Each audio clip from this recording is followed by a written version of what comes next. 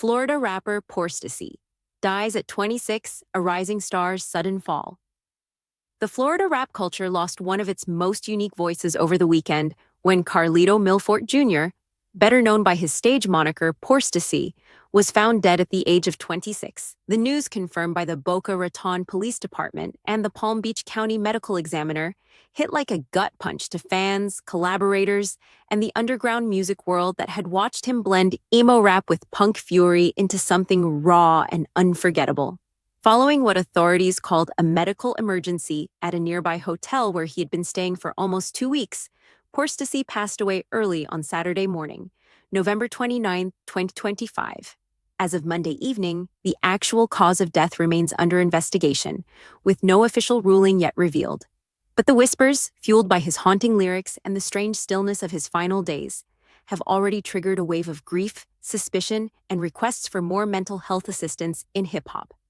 Born on March 15, 1999, in Palm Beach, Florida, Carlito Milfort Jr. grew up in the sun-soaked expanse of South Florida's suburbs, where the palm trees concealed the drudgery of a single-parent household.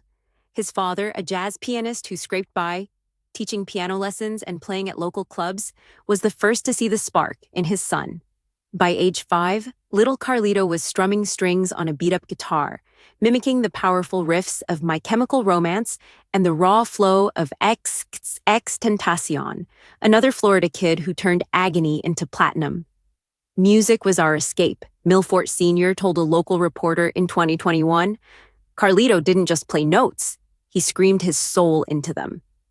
That soul, torn between the glittering dreams of Miami nightlife and the quiet despair of unpaid bills, would become the basis of POORSTACY's sound. POORSTACY emerged into the scene in 2019 via SoundCloud, where he released lo-fi tracks that mixed trap beats with post-punk guitars and emo confessionals. Tracks like Hills Have Eyes and Choose Life took fire in online corners, racking up millions of streams from teenagers who saw their own chaotic lives reflected in his words. "I write about the stuff that keeps you up at 3 a.m., he stated in a rare 2020 interview with Revolver magazine. The fights with your head, the ones you can't win with fists. His style wasn't simply rap. It was therapy put to distortion pedals, a middle finger to the polished trap tunes dominating charts. Fans termed it goth trap, but POORSTACY laughed it off. It's just me, bleeding on a beat. By 2020, the world started paying attention. He won a position on the Grammy-nominated soundtrack for Bill and Ted Face the Music, rubbing elbows, sonically at least, with Weezer and Lamb of God. A deal with 10K Projects, the Elliot Grange-owned label that had introduced 6699, resulted from that exposure. His debut album, The Breakfast Club, dropped that July, a jumbled 14-track fever dream, mixing Billy Idol hooks with Earl Sweatshirt introspection. The deluxe edition, released months later, featured collabs with Travis Barker on drums for Nothing Left, a single that conveyed POORSTACY's distinctive mix of wrath and tenderness. Barker, the Blink-182 drummer and pop-punk godfather, became a mentor of sorts. "Carlito's got that fire," Barker commented on Instagram in 2021, posting a studio clip of them jamming. "Kid's gonna change the game." And change it he did. POORSTACY's growth was fast but entrenched in Florida's DIY culture. He played sweaty basement shows in Fort Lauderdale, where crowds moshed to his screams about lost love and existential dread. His 2021 album Public Enemy leaned harder into post-hardcore, with guest spots from Bring Me the Horizon's Oli Sykes on Knife Party, a track Sykes called The Sound of Breaking Free. They bonded over late-night Call of Duty sessions and handwritten letters, Sykes later revealed. "Carlito was like a little brother I never had," the frontman said in a tribute post Monday. His pain was real, but so was his light.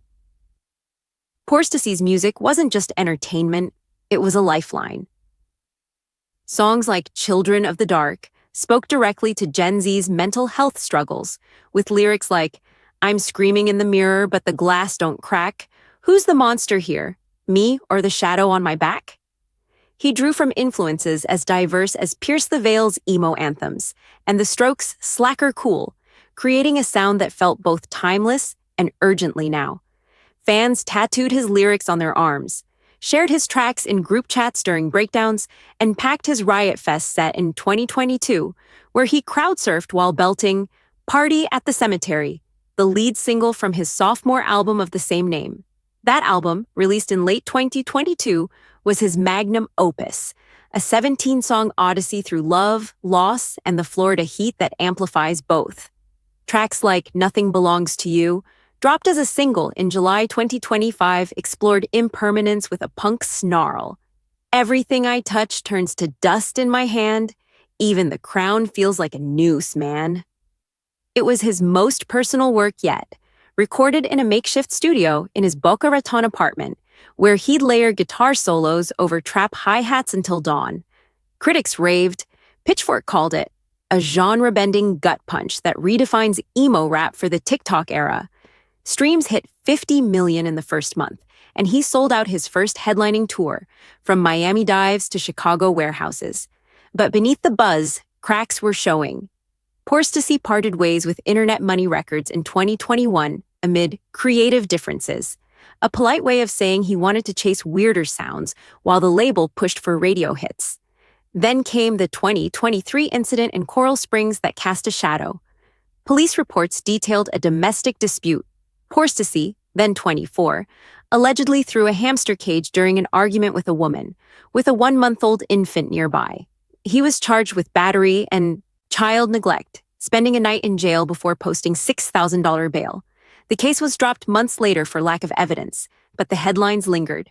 It was the lowest point, he admitted in a 2024 podcast with No Jumper. I was spiraling, fame hitting too fast, old wounds reopening. But I owned it. Therapy, family, music. That's how you climb out. He did climb out, channeling the chaos into his art.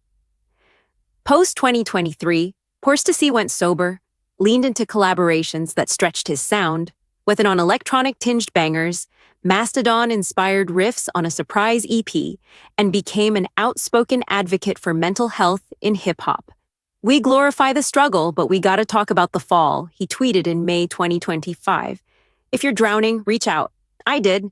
Fans responded in droves, sharing stories of how his vulnerability saved them. His Instagram, quiet since August, last post, a blurry car selfie with a child in the back seat, captioned, "Family first, always," became a digital confessional, which makes the end all the more shattering. On November 19th, POORSTACY checked into a Boca Raton hotel with an unidentified woman and a toddler, possibly the same from the 2023 incident, though police haven't confirmed. For 10 days, he holed up there, emerging only for late-night drives or food runs, according to hotel staff speaking to TMZ. His phone went dark. Social media stayed silent. Then, early Saturday morning, November 29th, a 911 call, a medical emergency in room 412. Paramedics rushed him to Boca Raton Regional Hospital, where he was pronounced dead at 6:47 a.m.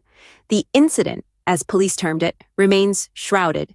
No foul play suspected, but the medical examiner's office is investigating, with toxicology pending. Fans, scrolling his final posts, latched onto the melancholy, lyrics about nothing belonging to you, a shadowed selfie from August that screamed isolation. He was crying for help, one commenter commented on his last Instagram. We didn't hear. Speculation of suicide swirled online, amplified by his history of raw mental health disclosures. But without data, it's a hazardous echo chamber. Mental health professionals, quoted in Monday's Variety, urged caution. Grief needs truth, not assumptions. POORSTACY's story was one of resilience. Let's honor that. Tributes poured down like rain on Florida asphalt. Travis Barker shared a black and white clip of their Choose Life session. Caption, "Rest easy, brother. Your fire lit mine. Forever grateful." Oli Sykes posted a handwritten letter scan, the kind they exchanged, ending with, "Play Call of Duty up there, kid. We'll catch up." Whethan tweeted a simple guitar riff emoji, while fans organized vigils in Palm Beach, lighting candles shaped like mics under palm trees. His father, addressing to local news through tears, remembered the youngster who turned hurt into hits. "Carlito was light in the dark," he said. "He'll keep shining." POORSTACY's demise comes at a bad moment for young rappers. Juice WRLD, XXXTentacion, Lil Peep, all gone before 30, their lives intertwined in fame's toxins, pressure, seclusion, untamed demons. At 26, POORSTACY was on the cusp. Tour dates booked until 2026, a third album hinted for spring. Instead, he's a statistic in hip-hop's hidden epidemic, where vulnerability is money but seeking assistance is still taboo. His legacy? A discography that shouts authenticity in a filtered world. The Breakfast Club taught kids it's okay to breakfast on heartbreak. Public Enemy proved you can anger without sacrificing your spirit. Furthermore, Nothing Belongs to You suddenly seems prophetic, a reminder that genius is borrowed, much as life. He leaves behind a father who promises to release incomplete songs as a scholarship fund for up-and-coming Florida musicians, a toddler son, name not mentioned, and the woman who was at his side during those final days. As the investigation unfolds, one thing's clear. POORSTACY didn't simply rap about misery, he experienced it, flipped it, shared it. In a genre pursuing highs, he chased truth. And in his absence, that fact rings louder. Check on your people. Listen when they whisper. Fame's a spotlight, but it's lonely as hell under it. His riffs are still ringing, but Florida's rap heart is a little quieter. Rest in power, Carlito. The hills have eyes, but they can now see you. POORSTACY died at 26, and the silence is louder than any scream he ever recorded. Carlito Milfort Jr. spent his brief life converting agony into power chords, turning sleepless nights into anthems for kids who felt too much and said too little. He gave us Children of the Dark when we needed to know we weren't alone in the dark. He gave us Party at the Cemetery when we needed permission to dance on the graves of our old selves. He gave us everything he had, and we accepted it, streamed it, screamed it back at him in crowded crowds, never realizing how heavy the crown really was. In the end, the youngster who wrote Nothing Belongs to You was right. The fame didn't belong to him. The high notes didn't belong to him. Even the breath in his lungs seeped away in a Boca Raton hotel room on a quiet Saturday morning, while the world was still asleep.